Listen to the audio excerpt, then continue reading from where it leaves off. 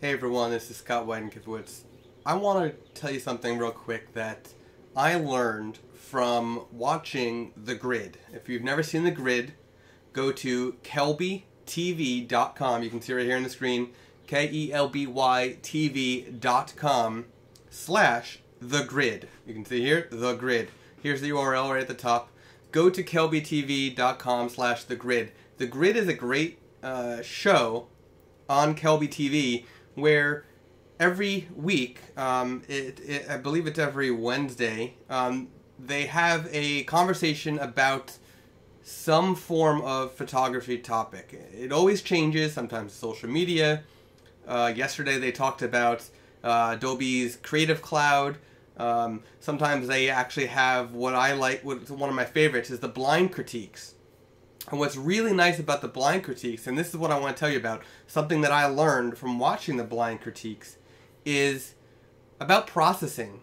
I've seen Colby Brown on the blind critiques. I've seen Zach Arias on the blind critiques.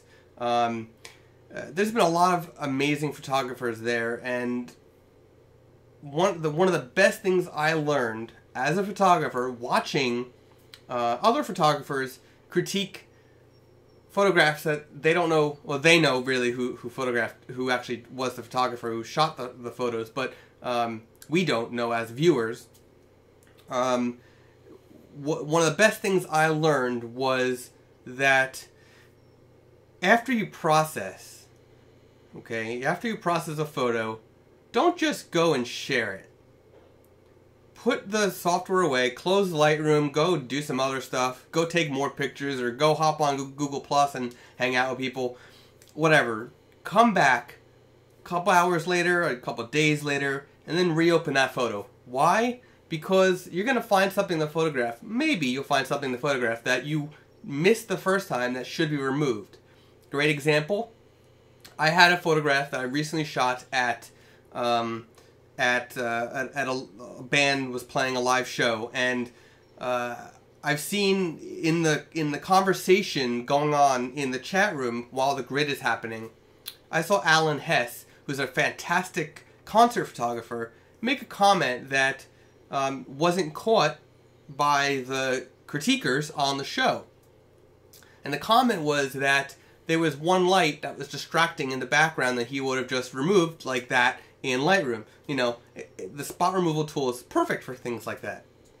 And in this recent show that I went to, I was photographing a couple bands, and there's this one photograph that I really love, and I'll show you the photograph, but I originally processed it, and then I was about to schedule my blog article about it, and I realized there's some distracting lights that I want to remove. So I went back and spent some time and removed the lights from the background, and it changed the photo completely. So let me show you the photograph, the end result of what I did. Okay, so here we are inside of Lightroom, and the one on the right is my final result. This is the final photo for my processing. Now there's still a couple things that I don't like about the photo, but I had some issues with lighting that was happening on stage.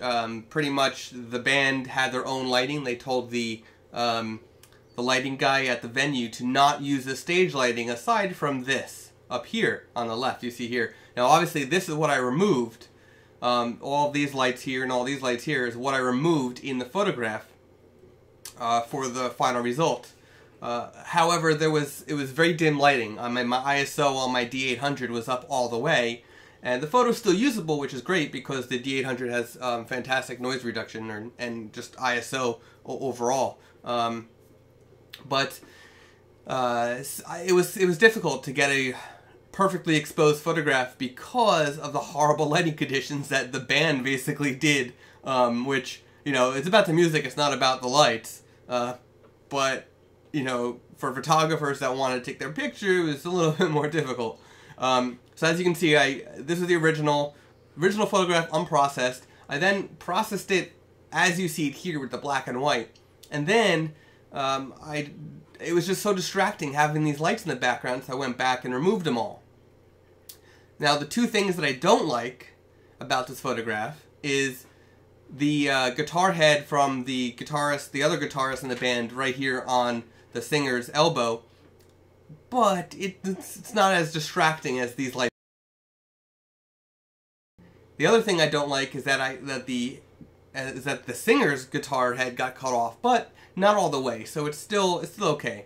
I know Alan Hess would probably tell me, you know, get the guitar head in there as well. But, you know, again, I was sort of trying to figure out how to deal with the lighting conditions and less about the framing at that point in time. So, but as you can see here, this is what I learned from the grid.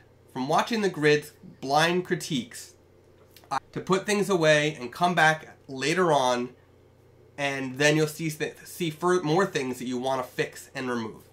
So take that, roll with it, and be sure to watch the grid. Thanks for watching this.